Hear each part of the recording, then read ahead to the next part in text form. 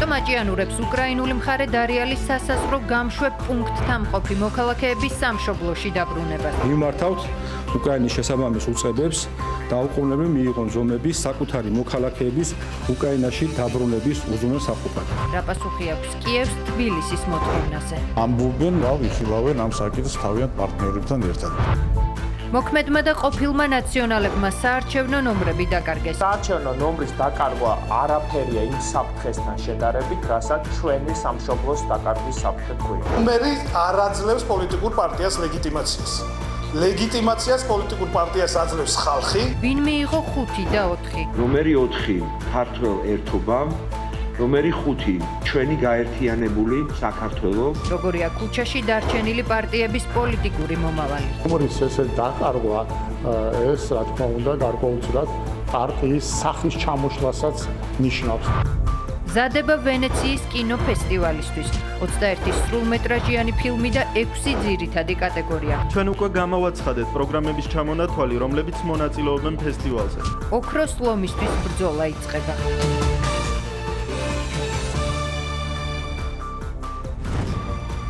საღამომშვიდობისა ეთერშია კურიერი 9 საათზე დღის ყველა მნიშვნელოვან სიახლეს ანუკა ბუავა გაგაცნობთ. ძიმე კრიმინალური წარსულის მქონე 87 პირი საქართველოს საზღვართან თბილისი კიევისგან ეგრეთ წოდებულ ნეიტრალურ ზონაში მყოფი უკრაინელების დაუყოვნებლივ გაყვანას ითხოვს. საქართველოს ხელისუფლება უარს ამბობს დარიალის სასაზღვრო გამშვები პუნქტიდან ქვეყნის ტერიტორიაზე შემოუშვას ადამიანები, ვინც გასამართლებული არიან მძიმე და განსაკუთრებით მძიმე დანაშაულებისთვის. ჰაერი და ზღვა საქართველოს უკრაინას საკუთარი მოქალაქეების უსაფრთხო გაყვანის მექანიზმებს თავაზობს, თუმცა კონკრეტული პასუხი იგვიანებს. კიევი მხოლოდ იმას ამბობს, რომ ტრანზიტზე მუშაობს. პროცესის ხელოვნურად გაჭიანურება საქართველოს ეჭვს უთჩენს, რომ სურთ ქვეყანა იძულებული გახდეს მძიმე კრიმინალური წარსულის მქონე ადამიანების სახელმწიფო საზღვარზე დაუშვას. თუმცა პასუხი მკაფიოა, საქართველოს ხელისუფლება არ აპირებს ქვეყნის უსაფრთხოება და მართლწესრიგი საფრთხის ქვეშ დააყენოს. კურიერის მოპოვებულ ამ ვიდეო მასალაში რუსეთიდან დეპორტირებული უკრაინის ის მოქალაქეები ჩანან, რომლებიც თითქმის ერთი თვეა დარიალის სასაზღვრო პუნქტის ტერიტორიაზე იმყოფებიან. ნეიტრალურ ზონაში ამ დროისთვის 87 ადამიანია. სწორედ მათი უკრაინაში დაბრუნების საკითხზე გაიმართა დღეს შინაგან საქმეთა სამინისტროში ბრიფინგი. ქართული მხარე მოუწოდებს უკრაინას დაუყოვნებლივ უზრუნველყოს მოქალაქეების სამშობლოში დაბრუნება და ამისთვის დახმარებას თავაზობს. სახელმწიფო უსაფრთხოების ინტერესებიდან გამომდინარე აღნიშნულ პირებს არ ეძლებათ ქვეყანაში შემოსვლის შესაძლებლობა, რადგან ყველა მათგანს აქვს მძიმე კრიმინალური წარსული და გასამართლებული არიან არაერთგზის მძიმე ან განსაკუთრებით მძიმე დანაშაულებისთვის.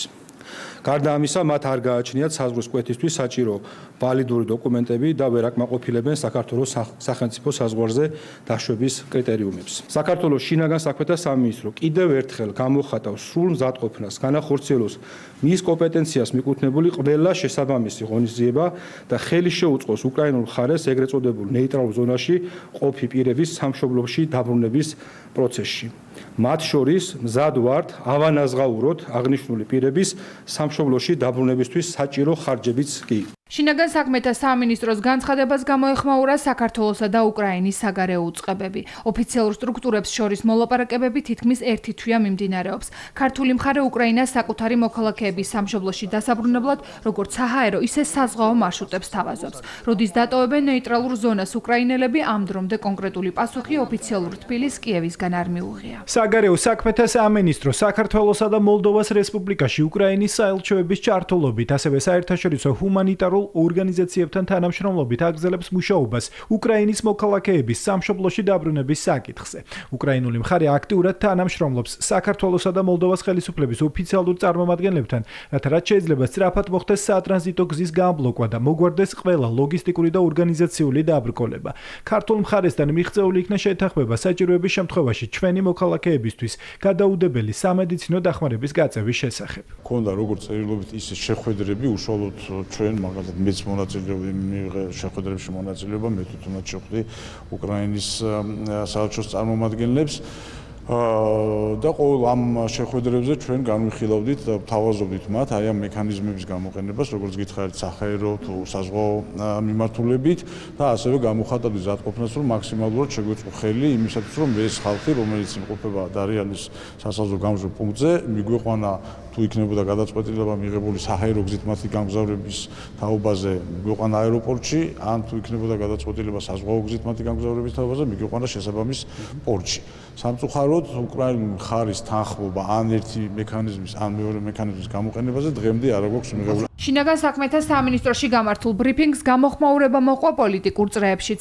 ოპონენტებმა ქართული მხარის მოთხოვნა უკრაინის საწინააღმდეგო ქმედებად შეაფასეს. გასაგებია, რომ ამ ადამიანებისთვის აუცილებელია საბუთების საკითხი, რომელიც მათ არ გააჩნიათ. გასაგებია, რომ მათ შორის მოლდოვასთან უნდა მოხდეს ამის შეთანხმება და ეს სამუშაო პროცესი ჩვენ ვნახეთ, რომ მიმდინარეობს. შესაბამისად, ეს განცხადება, მე ვფიქრობ, რომ აღსაქმელია რეალურად უკრაინის საწინააღმდეგო. არ ვიცნობ საქმის დეტალებს, მაგრამ შინაგან საქმეთა სამინისტროს ნებისმიერი განცხადების მიმართ, რომ ეჭვის გაჩენის საფუძველი გვაქვს, მე მგონი ესეც ფაქტია. მართლ გუნდში აცხადებენ, რომ ხელისუფლების მთავარი ინტერესი საკუთარი მოსახლეობის უსაფრთხოების დაცვაა. ამიტომ საქართველოს მთავრობა არაპირებს კრიმინალური წარსულის მქონე პირების ქვეყანაში შემოშვებას. რაც შეეხება მოქალაქეების სამშობლოში დაბრუნების საკითხს, ქართული მხარე მზადაა უკრაინასთან ბოლომდე ითანამშრომლოს. ისინი ფიქრობენ ალბათ, რომ რაც უფრო დიდხანს დატოვებენ მოქალაქეებს ნეიტრალურ ზონაში, საქართველოს დაუშვებს სახელმწიფო საზღვარზე, თუმცა ამ საკითხთან დაკავშირებით კომპრომისი არ იქნება. საქართველოს მხარე არაპირებს დამნაშავე პირების, რომელთაც არაერთი მძიმე თუ მსუბუქი თუ არ აქვს მშობა დანაშაულებები აქვთ ჩადენილი, ჩვენი მოსახლეობის უსაფრთხოების კომპონენტის გათვალისწინებით მართლ წესრიგის დაცვის მიზნით არ ვაპირებთ, რომ ჩვენ ეს ადამიანები დაუშვათ სახელმწიფო საზღვარზე. მიუხედავად იმისა, რა წარსულის არ უნდა კონდეს ნებისმიერ მოქალაქეს, ის საკუთარ სახელმწიფომ უნდა დაიბრუნოს, უპატრონოს და ამ გადაწყვეტილებისათვის მას ბევრი ხვეწლამუდარა და დიდი ფიქრიც არ უნდა ჭირდებოდეს. საქართველოს ხელისუფლება მზად არის, რომ ხელი შეუწყოს ამ მოქალაქეების საკუთარ სამშობლოში დაბრუნებას. ჩვენ კიდევ ერთხელ ვიმართავთ უკრაინის მხარეს, რომ მიიღოს საკუთარი მოქალაქეები, უპატრონოს მას და ის არ დატოვოს სხვა ქვეყნის რის ფაქტორად, რომ ჩვენი უპირველესი და უპირატესი ვალდებულებაა, რომ საკუთარ ქვეყანაში დავიცვათ უსაფრთხოება და რა თქმა უნდა რისკებისგან დავაზროთ ნებისმიერი ვითარება. დარიალის სასაზღვრო პუნქტის ნეიტრალური ზონიდან უკრაინის მოქალაქეების სამშობლოში დაბრუნების პრეცედენტი უკვე არსებობს. შინაგან საქმეთა სამინისტროს ინფორმაციით, უკრაინული მხარის ჩართულობით 2025 წლის ივნისსა და ივლისში რუსეთიდან დეპორტირებული 124 მოქალაქიდან საქართველოს 37-მა მოლდოვის, 10-მდე პირმაკი სხვადასხვა ქვეყნის მიმართულებით დატოვა. ბოლო 20 წლის განმავლობაში პირველად ნაციონალურმა მოძრაობამ საარჩევნო ნომერი 5 დაკარგა. ციფრი, რომელიც აქამდე მხოლოდ სააკაშვილის პარტიასთან ასოცირდებოდა, დღეს უკვე ნაციონალებს აღარ ეკუთვნით. მოქმედს არ ჩამორჩება ყოფილი საარჩევნო ნომრის გარეშე დარჩა ძველი სახეებით შექმნილი ახალიც. ახალის 4 ქართველ ერთობას ნაციონალების 5 კი პარტიას ჩვენი გაერთიანებული საქართველო ეკუთვნის. სააკაშვილის ყოფილი და მოქმედი თანაგუნდელების უპერსპექტივობაზე საუბრობს მართველი გუნდი, რომელიც ანგარიშ გასაწევ ძალად არც ნომრიან ოპოზიციურ პარტიებს მიიჩნევს. ნომერი 4 ქართველ ერთობამ, ნომერი 5 ჩვენი გაერთიანებული საქართველო. ნაციონალური მოძრაობა პარტიული ბრენდის გარეშე. საარჩევნო ნომერი 5, რომელიც ბოლო 20 წელიწადზე მეტია, ყველაზე დიდი ოპოზიციური პარტიის გასწვრივ ხდებოდა ამომრჩევლებს საარჩევნო ბიულეტენებში, ნაციონალური მოძრაობის კუთვნილება აღარ არის. საარჩევნო ნომერი 4 დაკარგა კოალიციამ ცვლილებებისთვისაც. საარჩევნო კანონმდებლობის მიხედვით ორივე ოპოზიციურ პარტიას კუთვნილი ნომრების შენარჩუნება შეეძლო, თუმცა მათ კანონმდებლობით გათვალისწინებული რეგულაცია არ შეასრულეს და ცესკოს თავმჯდომარეს არჩევნებში მონაწილეობის მიღების თაობაზე არ მიმართეს. პოლიტიკურმა გაერთიანებამ მხოლოდ ცენტრალურ საარჩევნო კომისიას მიმართა ნომრის შენარჩუნებასთან დაკავშირებით, მაგრამ აღარ მოუმართავს არჩევნებში მონაწილეობის უფლების მისაღებად, შესაბამისად აღნიშნული რიგითი ნომრები იყო ვაკანტური, შესაბამისად ცენტრალურმა საარჩევნო კომისიამ დღეს წილისყრით მიანიჭა აღნიშნული ნომრები სხვა საარჩევნო სუბიექტებს. საარჩევნო ნომრის გარეშე დარჩენილები მათ წინააღმდეგ წარმოებული მიზანმიმართული კამპანიის შესახებ საუბრობენ. მართველი გუნდის ოპონენტები მხარდამჭერებს პირდებიან, რომ საარჩევნო ნომრებს ახალი არჩევნების პირობებში დაიბრუნებენ. ერთიანი ნაციონალური მოძრაობა არის იდეა, რომელსაც ვერც იურიდიული გაუქმება, ვერც პერსონალური რეპრესიები, ვერც დაპატიმრება, ვერც ფინანსური ბლოკადა, ვერც საარჩევნო ნომრის წართმევა ვერ შეუშლის ხელს რომ მიაღწიოს დასახულ მიზანს და გაანთავისუფლოს საქართველო. საარჩევნო ნომრის დაკარგვა არაფერია იმ საფრთხესთან შედარებით, რასაც ჩვენი სამშობლოს დაკარგვის საფრთხე ჰქვია. დღეს საქართველოს სჭირდება რევოლუციური ცვლილებები, რომელსაც ჩვენ ერთიანი ნაციონალური მოძრაობა აუცილებლად მოვიტანთ. ქართულმა ოცნებამ გადაწყვიტა კვალიფიციურ პოლიტიკურ პარტიებს წაართვა საარჩევნო ნომერი. ნომერი არ აძლევს პოლიტიკურ პარტიას ლეგიტიმაციას. ლეგიტიმაციას პოლიტიკურ პარტიას აძლევს ხალხი და აძლევს ის სამართლიანი არჩევნები, რომელიც აუცილებლად ჩატარდება ამ ქვეყანაში. აუცილებლად შემდეგი არჩევნები იქნება სამართლიანი, აუცილებლად გაუქმდება ამ ეგრეთ წოდებული არჩევნების შედეგები, რომელსაც ქართული ოცნება ადგილობრივი თვითმმართველობის არჩევნებად გვასაღებს. კონკრეტული პარტიების მიერ საარჩევნო ნომრების დაკარგვა სიმპტომატურია მმართველი გუნდისთვის. სახელისუფლებო პარტიაში ფიქრობენ, რომ ეს ფაქტი კიდევ ერთხელ მკაფიოდ აჩვენებს ოპოზიციურ ფლანგზე არსებულ მძიმე ვითარებას. 5 ნომერი ეს არ იყო უბრალოდ საარჩევნო ნომერი, ყველას კარგად მოგეხსენებათ, ეს არის ბრენდი, რომელიც ასე ვთქვათ ამომრჩეველში აიგიავებდა კონკრეტულ პოლიტიკურ პარტიას. ამიტომ ნომრის ესე დაკარგვა ეს რა თქმა უნდა გარკვეულწილად პარტიის სახის ჩამოშლასაც ნიშნავს, მით უმეტეს, როდესაც ნაციონალური მოძრაობისათვის ჩვენ ვიცით, რომ მთელი ამ 22-23 წლის განმავლობაში 5 ნომერი იყო მათი იდენტობის ერთგვარი მაჩვენებელი. კოლეგებისგან განსხვავებით, საკუთარი საარჩევნო ნომრები შეინარჩუნეს იმ ოპოზიციურმა პოლიტიკურმა პარტიებმა, რომლებიც თვითმმართველობის არჩევნებში მონაწილეობენ. გახარია საქართველოსთვის და გირჩის წევრებისთვის ცესკოს დღევანდელი გადაწყვეტილება მოულოდნელი არ ყოფილა. როდესაც მათი გადაწყვეტილება იყო მუნიციპალურ არჩევნებში მონაწილეობის არ მიღება, პროცედურულად, როგორც ჩემთვის ცნობილია, ეს ავტომატურად ნიშნავს დროებით ხელახალ არჩევნებში მონაწილეობამდე საარჩევნო ნომრის დაკარგვას. ეს მათ წინასწარაც უნდა ცოდნოდათ. ნაციონალური მოძრაობა და ახლები არ აღიარებენ ამ ცესკოს სამთავრობას, ესე იგი მათთვის არაფერი არ შეცვლილა. ამ ცესკოს გაწყვეტილებით არაფერი არ უნდა დაზიანებული იქნონ. და ისინი თუ 4 ოქტომბერს რევოლუციას მოახდენენ, ჩვეულებრივად ნებისმიერ ნომერს აიღებენ, რომელიც გაუხარდებათ. გამარჯვებლები, ასე როგორც იცით, არ იქნებიან ამას შეზღუდული. მეორე მხრივ ვიღაც პარტია, ვისაც 5 ნომერს აიღებს, შეიძლება ბარიერი გადაალახოს ისე რომ და გაიყვანოს საკრებულოში ისე რომ დიდად ენერგიას არ დახარჯოს და ვიღაცას გამომართლებს.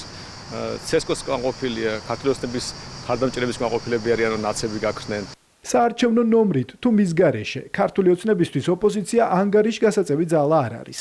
უმრავლესობის წევრები საარჩევნო კანონმდებლობის დაცვის აუცილებლობაზე ამახვილებენ ყურადღებას და ამბობენ, რომ რეგულაციები მკაცრად განსაზღვრავს საარჩევნო ნომრის მინიჭება შენარჩუნების საკითხს.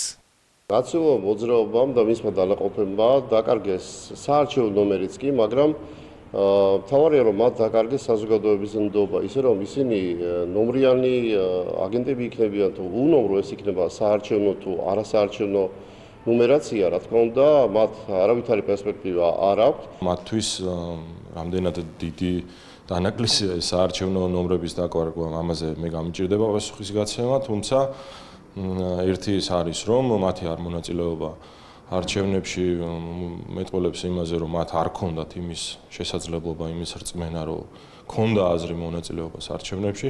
4 ოქტომბრის არჩევნებში მონაწილეობის მიზნით ცესკოს 17-მა პოლიტიკურმა გაერთიანებამ მიმართა. აქედან 5-ს საარჩევნო ნომერი შეუნარჩუნდა. 12 პარტიას კი რიგითი ნომერი წილისყრით მიენიჭა.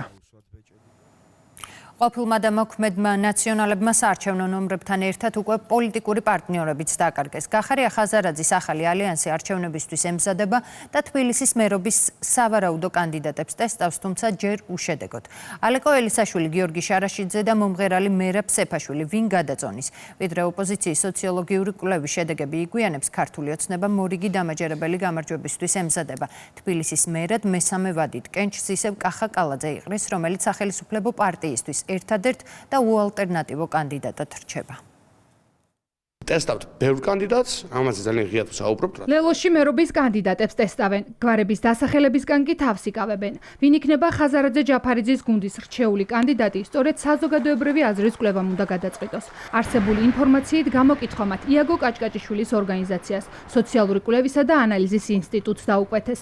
ცნობილია ორი გვარი. არსებული ინფორმაციით დედაქალაქის მოსახლეობის განწყობები ალეკო ელისაშვილისა და მერაბ სეფაშვილის მიმართ უნდა გაიტესტოს. ჩვენ განვიხილავთ არაერთ ძლიერ კანდიდატს, უბრალოდ ჩვენთვის ძალიან მნიშვნელოვანია არა მარტო ნომინირება ადამიანების, არამედ მიზეზები და არგუმენტები, რატომ ნომინირებთ ხალხს, რატომ ვაღირებთ ამათები კანდიდატურას. და ამ კუთხით, რა თქმა უნდა, მნიშვნელოვანია კვლევა. მერაბ სეფაშვილის შესაძლო კანდიდატურასთან დაკავშირებით უფრო მეტი თქვეს გახარიას გუნდში. ინფორმაცია არც უარყო და არც დაადასტურა გიორგი შარაშიძემ, რომელიც თავად გახარიას საქართველოსთვის მერობის კანდიდატად განიხილება. პარტია არჩევანს სწორედ შარაშიძეზე აკეთებს. თუმცა ერთ მემორანდუმზე ხელმომწერი ორი პოლიტიკური სუბიექტი საერთო კანდიდატზე ამ დრომდე ვერ თანხმდება. ცნობილია რომ განვიხილები, მაგრამ ჩემს გარდა კიდევ განიხილება სხვა კანდიდატებიც. ჩვენს და ლელოს არ გვექნება არანაირი პრობლემა საერთო კანდიდატზე შეთანხმების. ბევრი კანდიდატურა განიხილება, მათ შორის შესაძლოა განიხილებოდეს მერაბ სეფაშვილის კანდიდატურა. ფორმალურადაც კი არავით არის შანსი არ აქვს. არჩევნებში მონაწილეობისთვის ოპოზიციას ოპოზიციაში ვიაკრიტიკებენ. მიხეილ სააკაშვილის პარტიაში ამბობენ, რომ მათ ინტერესს არც მერაბ სეფაშვილი, არც ალეკო ელისაშვილი და არც სხვა კანდიდატი წარმოადგენს. ლელოსა და გახარიას გუნდების პოლიტიკურ ნაბიჯებს კლოუნადად აფასებს არჩევნებში მონაწილე კიდევ ერთი ოპოზიციური პარტია გირჩი. შეფასებაში არჩევა ლეო და გახარია კანდიდატებზე რას ინჭელებენ და ვინ იქნებიან ეს კანდიდატები, მე უფრო მაინტერესებს მათ რა მოლოდინი აქვთ. ან ამ ადამიანებს ვის სახელები და გვარებიც განიხილება, იმიტომ რომ ეს არის იმიტირებული პროცესი. ვიზა ჩამოყალიბდებიან, იქინა გამომდინარე თუ ვიზა არის სწორები. უბრალოდ არ გამოიყურება ეს სერიოზულად. კლოუნადა რომელიც მოაწყოს ლელომ და გახარიამ, უბრალოდ არ იქნებოდა სწორი და ჩვენ უპატივცემლობას იქნებოდა ამოჩულის მიმართ, რომ სწორი არჩევანი არ შევთავაზოთ. რადგან ჩვენ წავაგეთ მე თბილისის მერობის კანდიდატს, მაგრამ ეს იქნება ჩვენი ხარდაჭერების მიერ არჩეული კანდიდატი, ამიტომ უკვე გაიხსნა პრაიმერისი.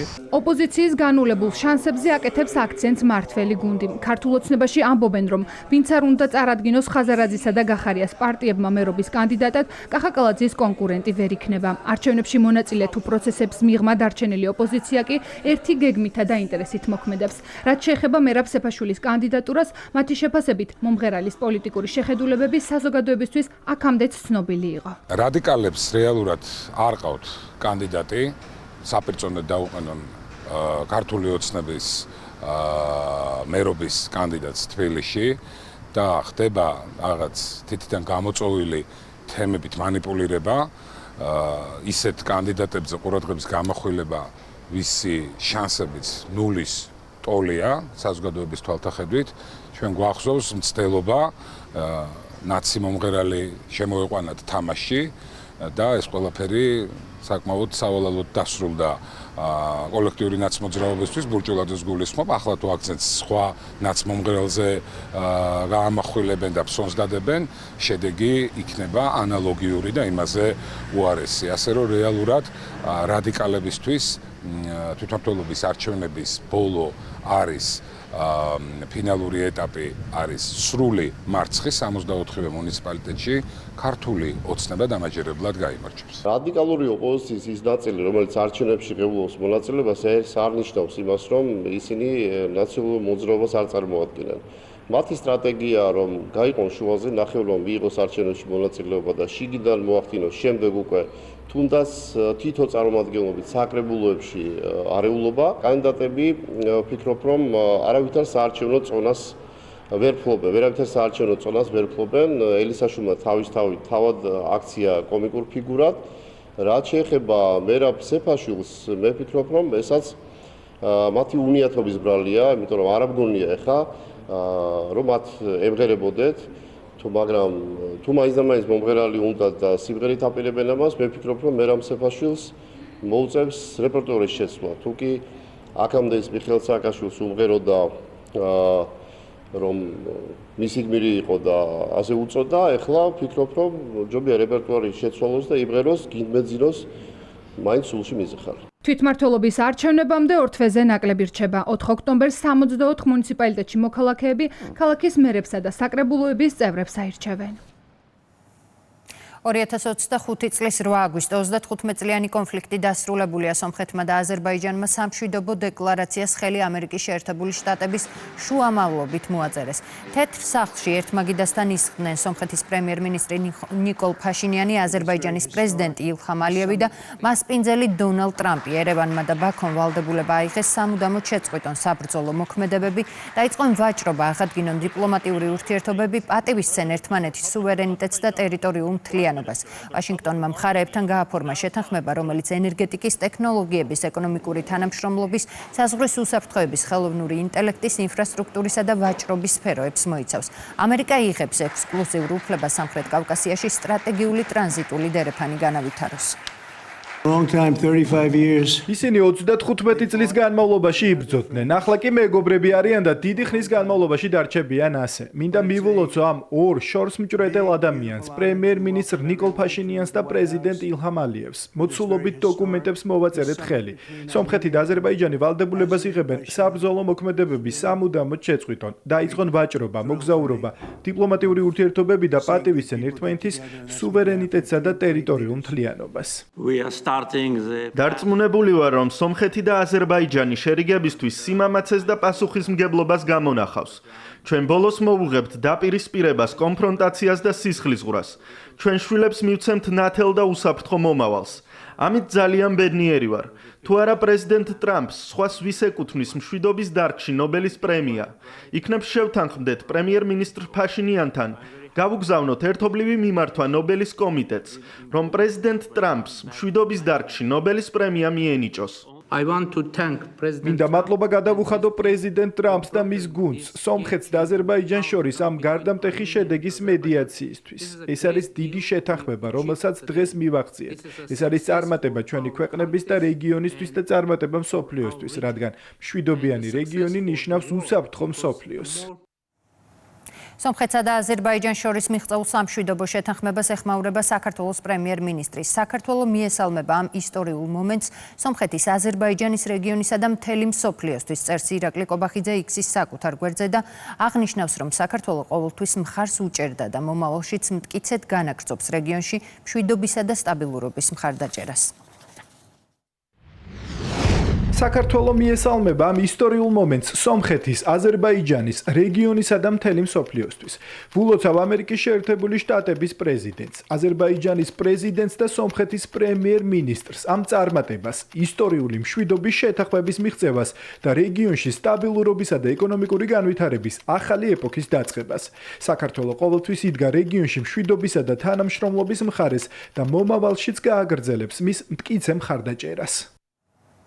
სომხეთსა და აზერბაიჯანს შორის მიღწეულ სამშვიდობო შეთანხმებას მიესალმება საქართველოს საგარეო საქმეთა სამინისტროც. განცხადებაში ვკითხულობთ, რომ ეს ისტორიული შეთანხმება წარმოადგენს სამხრეთ კავკასიის რეგიონის მდგრადი მშვიდობის დამყარებისკენ გადადგმულ უმნიშვნელოვანეს ნაბიჯს და გზას უხსნის რეგიონის გრძელვადიანი და სტაბილური განვითარების ახალ შესაძლებლობებს. საქართველო მტკიცედ უჭერს მხარს რეგიონში მშვიდობის განმტკიცებას და თანამშრომლობის გაძლიერებას, რაც მიმართული იქნება სამხრეთ კავკასიის რეგიონის სტაბილურობისა და კეთილდღეობისკენ. უწყება ასევე ამბობს, რომ განსაკუთრებით მიესალმება სამხრეთ კავკასიაში 10 წლეულების განმავლობაში გაჭიანურებული კონფლიქტის დასრულების პროცესში ამერიკის შეერთებული შტატებისა და პირადად პრეზიდენტ დონალდ ტრამპის გამორჩეულ წვლილს და ძალისხმევას. იმედს გამოვთქვამთ, რომ ამ ისტორიულ მოვლენას ჯაჭვური რეაქციის ეფექტი ექნება შავი ზღვის რეგიონსა და მთლიანად მსოფლიოში არსებული კონფლიქტების მშვიდობიანი მოგვარების თვალსაზრისით, ვკითხულობთ საგარეო საქმეთა სამინისტროს განცხადებაში.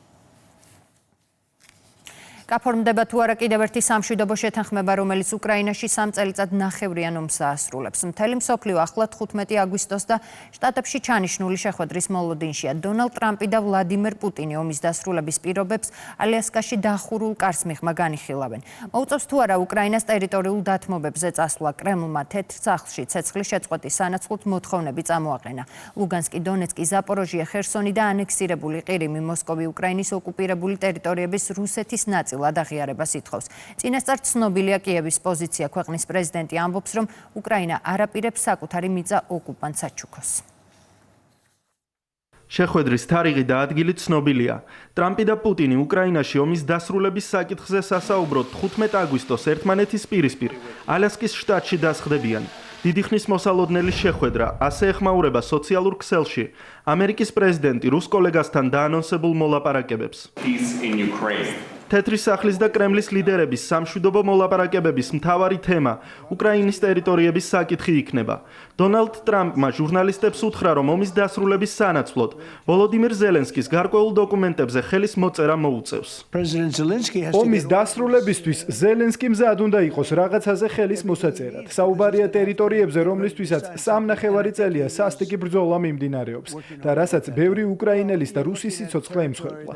დაგეგმილი ამ მიწების ნაწილის დაბრუნება და ორმხრივი გაცვლა. პროცესი მარტივი არაა. დავაბრუნებთ ტერიტორიების ნაწილს. გარკვეულ გაცვლას გავაკეთებთ, რაც ორივე მხარისთვის მომგებიანი იქნება. ახლა მთავარია, როდის დარეგულირდება საკითხი. ეს შესაძლოა ძალიან სწრაფად მოხდეს. ქვეყნის ოკუპირებული ტერიტორიების დათმობის პერსპექტივა მიუღებელია ოფიციალური კიევისთვის. ვოლოდიმირ ზელენსკი აცხადებს, რომ უკრაინელები საკუთარ მიწას ოკუპანტს არ აჩუქებენ.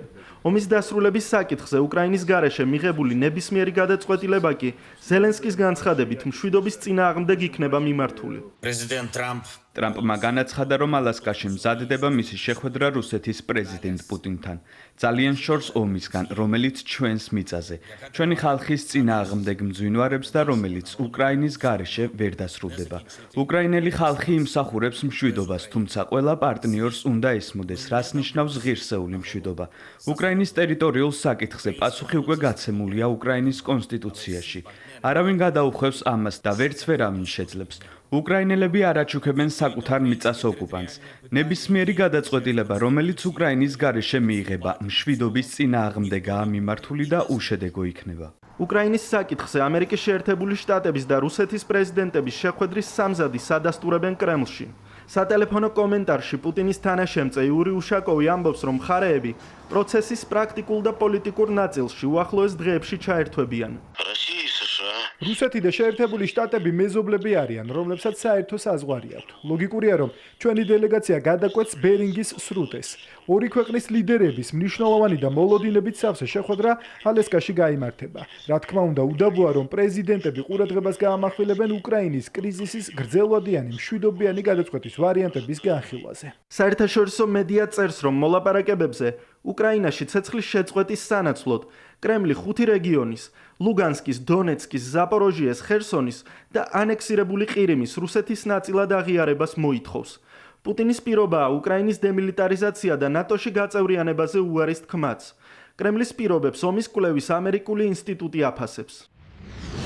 პუტინის მიერ გავრცელებული წინადადება კიდევ ერთხელ ხაზს უსვამს, რომ ის ინარჩუნებს უკრაინის კაპიტულაციის ურყევ მოთხოვნას და არ არის დაინტერესებული კეთილსინდისიერი მოლაპარაკებებით. რუსეთის პრეზიდენტი თითქოს მზადაა დათანხმდეს ამერიკის შეერთებული შტატების სამშვიდობო წინადადებებს, თუმცა ეს არის მცდელობა გადაიფაროს ფაქტი, რომ ის ომის დასრულებას მხოლოდ სრული გამარჯვების პირობით დათანხმდება. უკრაინის მოკავშირეების სამშვიდობო ძალისხმევის მიუხედავად, რუსეთი უკრაინის ქალაქებზე და დასახლებებზე თავდასხმას განაგრძობს. დღეს აგრესიის სამიზნე გახდა ხერსონის ოლქი. რუსეთის ძალებმა სამგზავრო ავტობუსს დაარტყეს. დაიღუპა უკრაინის 2 მოქალაქე. დაჭრილია 20-ზე მეტი. საერთაშორისო საკრედიტო სააგენტო SP Global Ratings-ი საქართველოს შესახებ ანგარიშს აქვეყნებს დოკუმენტის თანახმად საქართველოს სუვერენული რეიტინგი BB დონეზე, ხოლო პერსპექტივა სტაბილურზეა შენარჩუნებული. აღნიშნულია, რომ რეიტინგის სტაბილური პერსპექტივა ეკონომიკური და ფისკალური სიჯანსაღით არის გამოწვეული, რამაც საბოლოოდ წვლილი შეიტანა ბიზნეს გარემოს გაუმჯობესებაში. სარეიტინგო კომპანია აფასებს საქართველოს საბანკო სექტორსაც და აღნიშნავს, რომ საბანკო სისტემა კაპიტალიზაციის მაღალი დონითა და ლიკვიდობის სოლიდური ბუფერებით კვლავ მომგებიანი რჩება. SP Global-ის პროგნოზით ინფლაცია 2025 წელს საშუალოდ 3.7% იქნება. ამავდროულად მაღალი ეკონომიკური ზრდის ფონზე SP Global-მა საქართველოს ეკონომიკური ზრდის პროგნოზი 7.1%-მდე გაზარდა. გაზრდილი გეოპოლიტიკური გამოწვევების და გლობალური გაურკვევლობის ფონზე აღნიშნული პერსპექტივის დადასტურება კიდევ ერთხელ უსვამს ხაზს საქართველოს მთავრობის სწორ და თანმიმდევრულ მაკროეკონომიკურ პოლიტიკას, ასევე სარეიტინგო კომპანია თავის შეფასებაში ხაზგასმით აღნიშნავს, რომ აღნიშნული რეიტინგი განპირობებულია მაღალი და მდგრადი ეკონომიკური ზრდით, ვალის ზომიერი დონით, საერთაშორისო რეზერვების შევსების დინამიკით, ყოველივე ზემოაღნიშნულის გათვალისწინებით საკრედიტო სარეიტინგო კომპანია ასევე ზრდის საქართველოს ეკონომიკური ზრდის პროგნოზს 5.7%-დან 7.1%-მდე მორიგ ანგარიში აღნიშნულია საქართველოს ეკონომიკური განვითარების პარამეტრები, ასევე ფისკალური და მაკროეკონომიკური პოლიტიკის ჩარჩო სიჯანსაღე, აღნიშნულია ფისკალური პარამეტრების დაბალი მაჩვენებლები, როგორიც არის ვალი და დეფიციტი, ასევე მზარდი საგარეო რეზერვები მაკროეკონომიკური პოლიტიკის მიმართულებით. გასათვალისწინებელია, რომ მიმდინარე ანგარიშით თავის წინა შეფასებასთან შედარებით საკრედიტო სააგენტომ გაზარდა საქართველოს ეკონომიკური ზრდის პროგნოზი 2025 წლისათვის, ასევე გაუმჯობესებულია საქართველოს ეკონომიკური შეფასების ქულა, რაც თავის მხრივ მათივე მეთოდოლოგიით გამოიწვევდა ნოჩის ზრდასაც BB+-მდე, თუმცა გეოპოლიტიკური გამოწვევების გათვალისწინებით გამოყენებული იქნა ასევე დამაკომპენსირებელი მაჩვენებელი, რითაც რეიტინგი შენარჩუნდა BB დონეზე სტაბილური პერსპექტივით. შეფასებაში აღნიშნულია, რომ მონეტარული პოლიტიკის ჩარჩო გონივრულია, რამაც ქვეყანაში ბიზნეს გარემოს გაუმჯობესებას შეუწყო ხელი. სააგენტოს პროგნოზით 2025 წელს ინფლაცია საშუალოდ 3.7% იქნება. მოხილულია რეზერვების დაგროვების პოლიტიკა და აღნიშნულია, რომ მაღალი ტურისტული შემოდინებებისა და ფინანსური ნაკედების ფონზე შესყიდვების შედეგად საქართველოს ეროვნულმა ბანკმა ბოლო თვეების განმავლობაში საერთაშორისო რეზერვები მნიშვნელოვნად გაზარდა. S&P ხაზს უსვამს, რომ საქართველოში საბანკო სექტორი მომგებიანი რჩება კაპიტალიზაციის მაღალი დონით და ლიკვიდობის სოლიდური ბუფერებით. კინოინდუსტრიის წარმომადგენლები მსოფლიოს სხვადასხვა ქვეყნიდან აგვისტოს ბოლოს ყურადღების ცენტრში ვენეცია და რიგით 82 ფესტივალი მოექცევა. 21 სრულმეტრაჟიანი ფილმი და 6 ძირითადი კატეგორია კინოსამყარო განსაკუთრებულად ელოდება ფილმს დანტეს ხელში, რომელშიც ალ პაჩინო, მარტინ სკორსეზე და ჯონ მალკოვიჩი მონაწილეობენ. ტრადიციულად ფესტივალის ფარგლებში ცხოვრებისეული მიღწევებისთვის გაიცემა საპატიო ოქროს ლომიც.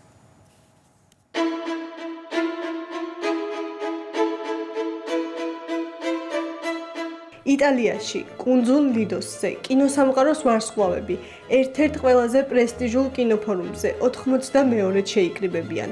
ვენეციის საერთაშორისო კინოფესტივალის დაწყებამდე 3 კვირაზე ნაკლები რჩება.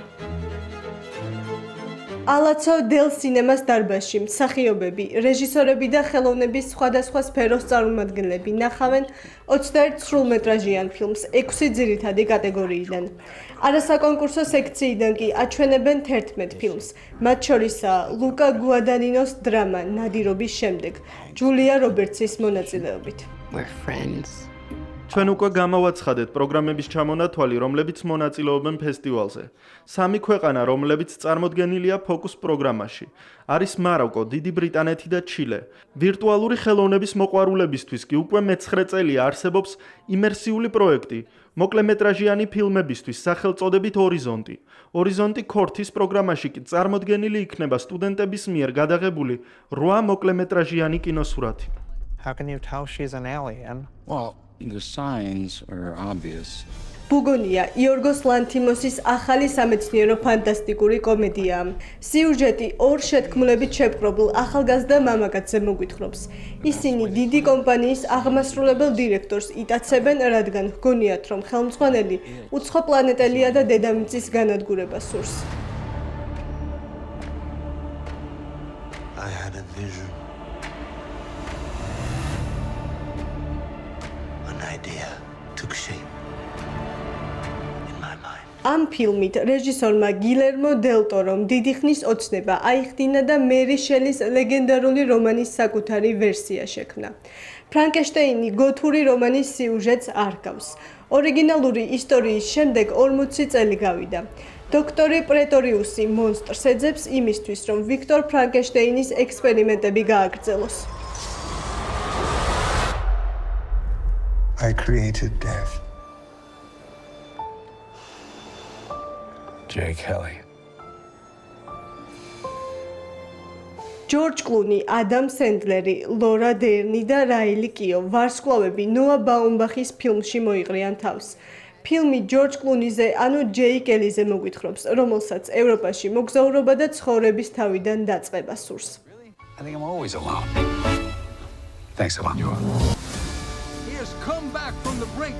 Let's see if he can. დრამატულ თავგადასავალს პირდება ამერიკელი რეჟისორი ბენი საფტი თავის ახალ ფილმში დამსხვრეული მანქანა, რომელშიც მთავარ როლებს დუეინ ჯონსონი და ემილი ბლანტი ასრულებენ. კინოფესტივალის მთავარი ამოცანა ყოველთვის იყო ის, რომ ხელი შეეწყო ახალგაზრდებისთვის მაღალი ხარისხის კინოსურათები შეექმნათ. კინოფესტივალზე დამსწრეთა რიცხვი ყოველწლიურად მზარდია. ის ახალგაზრდები, რომლებიც მონაწილეობას იღებენ კინოფესტივალზე, ძალიან საინტერესოდ განიხილავენ კლასიკურ კინოს, თანამედროვე შემოქმედებასა და მსახიობების მიერ შექმნილ პერსონაჟებს. კინო ეს ხელოვნების ის დარგია, რომელიც განათლების ერთ-ერთი მთავარი წყაროა. დანტეს ხელში ჯულიან შნაბერის ახალი ფილმია. კინოსურათის ოფიციალური თიზერი ჯერ არ გავრცელებულა. თუმცა ფილმის აღწერიდან ვიგებთ, რომ მასში ლეგენდარული მსახიობები ალ პაჩინო, ჯონ მალკოვიჩი, მარტინ სკორსეზე და ოსკარ აიზეკი მონაწილეობენ. ფილმით მსახიობები მოგვიყვებიან სიტყვის ძალაზე, რომელიც დროს უძლებს. ფესტივალზე წარდგენილი ფილმებიდან საუკეთესოს 6 წევრისგან დაკომპლექტებული ჟიური გამოავლენს. მთავარ საკონკურსო სექციას რეჟისორი და სცენარისტი ალექსანდერ ფეინი უხელმძღვანელებს, რომელსაც მიღებული აქვს ოსკარი, ოქროს გლობუსი, ბაფტა და გრემი. ყოველწლიურად პალაცო დელ სინემას დარბაზში ცხოვრებისეული მიღწევებისთვის საპატიო ოქროს ლომი გაიცემა. წელს ეს ჯილდო გერმანელ რეჟისორსა და სცენარისტს ვერნერ ჰერცოგს გადაეცემა. მსოფლიოში ერთ-ერთი უძველესი კინოფესტივალი 27 აგვისტოს გაიხსნება. ოქროს ლომის მფლობელები კი 9 სექტემბერს გამოვლინდებიან. ასეთი იყო ახალი ამბები და კურიერი 9 საათზე. მე ხვალამდე გემშვიდობებით, ნახვამდის.